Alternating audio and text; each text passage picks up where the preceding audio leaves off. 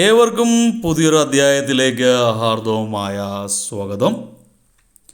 ഈ അധ്യായത്തിൽ നമ്മൾ വിശകലനം ചെയ്യുന്നത് മകയിരം നക്ഷത്രത്തിൻ്റെ 2024 ആണ്ട് ജൂലൈ ഓഗസ്റ്റ് മാസങ്ങളിലെ ഗുണദോഷ ഫലങ്ങളാണ്. ഞാൻ എല്ലാ വീഡിയോയിലും പറഞ്ഞത് വീണ്ടും ആവർത്തിക്കുകയാണ്. ഇത് മകയിരം നക്ഷത്രക്കാരുടെ പൊതുവായ ഫലമാണ് ഇവിടെ വിശകലനം ചെയ്യുന്നത്. നിങ്ങൾക്ക് ഓരോരുത്തർക്കും വ്യക്തിഗത ഫലം ലഭിക്കുന്നതിനായിട്ട് നിങ്ങളുടെ ജാതകം ഒരു ഉത്തമനായ ജ്യോതിഷിയെ കാണിച്ച് രാശി ചിന്തനം നടത്തി മുന്നോട്ട് പോകുന്നതായിരിക്കും എന്തുകൊണ്ടും നല്ലത്. ഇനി പൊതുവായ ഫലത്തിലേക്ക് വരാം. മകയിരം നക്ഷത്രത്തിൽ പിറന്നവർക്ക് ഈ ജൂലൈ ആഗസ്റ്റ് മാസങ്ങളിൽ ഗുണദോഷ സമ്മിശ്രമായിട്ടാണ് കാണുന്നത്. നിങ്ങൾക്ക് നാൽക്കാലികളിൽ നിന്നൊക്കെ പ്രതീക്ഷയിൽ കവിഞ്ഞ ലാഭമുണ്ടാകാനുള്ള സാധ്യത കൂടുതലായിട്ട് കാണുന്നുണ്ട്. കൃഷിയിൽ ജോലി ചെയ്യുന്നവർക്കൊക്കെ ഗുണകരമായിട്ടുള്ള സമയമാണ്. നിങ്ങളുടെ വാക്കും പ്രവൃത്തികളും ഫലപ്രദമായി തീരുന്ന ഒരു സമയമാണ്. നിങ്ങളുടെ പ്രവർത്തന മേഖലയിലൊക്കെ കാലോചിതമായ മാറ്റങ്ങൾ വരുത്തുവാൻ നിങ്ങൾ ഇടേണ്ടാവുന്ന സമയമാണ്. നിങ്ങൾക്ക് സാധിക്കുന്നൊരു സമയമാണ്. നിങ്ങൾ ധാരാളം ദൂരയാത്രകളൊക്കെ ചെയ്യേണ്ടതായിട്ടൊക്കെ വരുന്നൊരു സമയമാണ്. നിങ്ങൾ കാർഷിക രംഗത്ത് വൻ നേട്ടമായിട്ട് കാണുന്നുണ്ട്. സമയം കാർഷികത്തിന് ഗുണകരമായിട്ട് കാണുന്നു.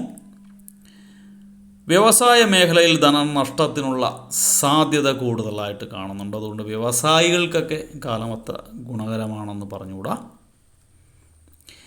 മാതാപിതാക്കളുടെ സ്വത്തുക്കൾ അല്ലെങ്കിൽ കുടുംബ സ്വത്തുക്കളൊക്കെ കൈവശം വന്ന് ചേരുന്ന ഒരു സമയമാണ് ഈ ജൂലൈ ആഗസ്റ്റ് മാസം. എന്നാൽ നിങ്ങൾ അറിയാണ്ട് അല്ലെങ്കിൽ അറിഞ്ഞോ കടബാധ്യതകളൊക്കെ ചെന്ന് ചാടാനുള്ള സാധ്യതയും കാണുന്നുണ്ട്. സഹോദരങ്ങളുമായിട്ടുള്ള അഭിപ്രായ വ്യത്യാസങ്ങളൊക്കെ മാറ്റിയെടുക്കാൻ നിങ്ങൾ അക്ഷീണം പ്രവർത്തിക്കുന്നൊരു സമയമാണ്.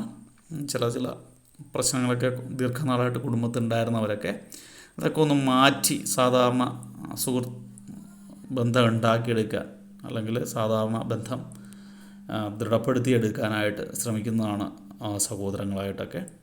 അതിന് നിങ്ങൾ അക്ഷീണം പ്രവർത്തിക്കുന്നതാണ്. അതിന് ചില സ്ഥലങ്ങളിൽ നിന്നൊക്കെ ഗുണകരമായിട്ടുള്ള സിഗ്നലൊക്കെ കിട്ടുന്നതാണ്. ചിലർക്കും സാധിക്കണമെന്നില്ല.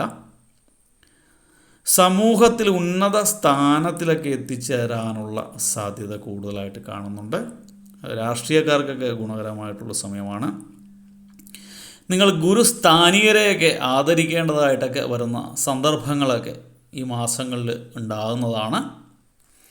നിങ്ങൾക്ക് ഈശ്വരാനുഗ്രഹം കൂടുതലായിട്ട് ഉള്ള സമയമാണ്. അതിനാൽ ആപത്തുകളെയൊക്കെ അതിജീവിക്കാൻ സാധിക്കുന്നൊരു സമയമാണ്. പല ദുഃഖട സമയങ്ങളിലും ഈശ്വരാനുഗ്രഹത്താൽ ചെറിയ എന്താ പറയുക കച്ചിത്തുരുമ്പുകളൊക്കെ നിങ്ങൾക്ക് ലഭിക്കുന്നതാണ്. അതിൽ പിടിച്ച് നിങ്ങൾക്ക് അതിൽ നിന്നൊക്കെ കരകയറാൻ സാധിക്കുന്നൊരു സമയമാണ്.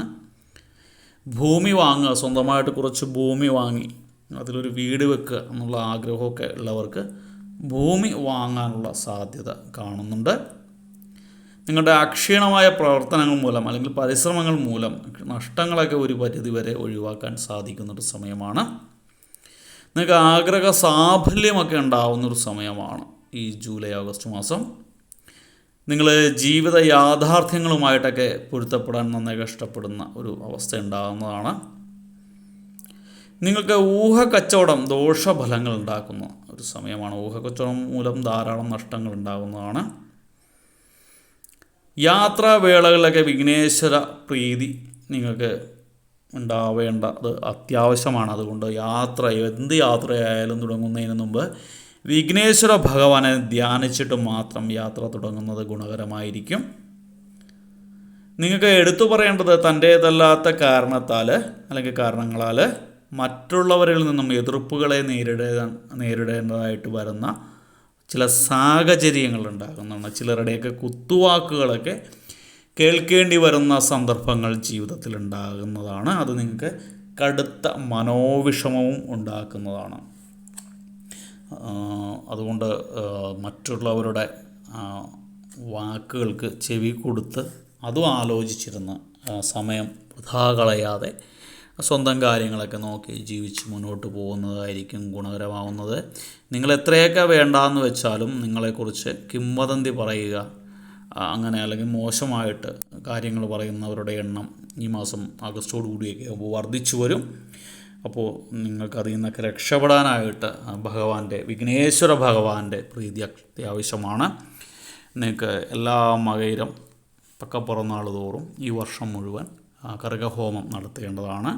അല്ലാതെ വെള്ളിയാഴ്ച ദിവസങ്ങളിൽ ഗണപതി ക്ഷേത്ര ദർശനം നടത്തുക, ഭഗവാന് നാളികേരം ഉടക്കുക, അല്ലെങ്കിൽ നാരങ്ങാമാല കൊടുക്കുക, അതല്ല എങ്കിൽ നെയ്വിളക്ക് എടുക്കുക, അല്ലെങ്കിൽ പാൽപ്പായസം നിവേദിക്കുക. എന്താണോ സാധിക്കുന്നത്, അതൊന്നുമില്ലെങ്കിൽ ഒരു പിടി കറുകപ്പുല്ല് ഭഗവാന് സമർപ്പിക്കുകയൊക്കെ ചെയ്യുന്നത് അദ്ദേഹത്തിൻ്റെ പ്രീതി പിടിച്ചു പറ്റാൻ നല്ലതാണ്. ഏറ്റവും നല്ലത് കുറച്ച് കറുകപ്പുല്ല് അടുത്തുണ്ടെങ്കിൽ ഒന്ന് ശുദ്ധി വരുത്തി ഒരു വാഴയിലിൽ കൊണ്ടുപോയി നടക്കിൽ വെക്കുന്നത് പോലെ ഗുണകരമായിട്ടുള്ള ഒരു കാര്യവുമില്ല. ഗണപതിക്കേറെ ഇഷ്ടം കറുകയാണ്. അപ്പോൾ അത് ചെയ്യുകയാണെങ്കിൽ നിങ്ങളുടെ കുറേയൊക്കെ ദോഷഫലങ്ങൾ ഭഗവാൻ മാറ്റിത്തരുന്നതാണ്. അതോടൊപ്പം തന്നെ ശനി ഈശ്വരൻ്റെ നില അത്ര ഗുണകരമായിട്ട് കാണുന്നില്ല. ശനീശ്വര പ്രീതിക്കായിട്ട് നിങ്ങൾ ശാസ്താക്ഷേത്രത്തിൽ ശനിയാഴ്ച ദിവസം നീരാഞ്ജനം കഴിക്കുന്നത് നല്ലതാണ്.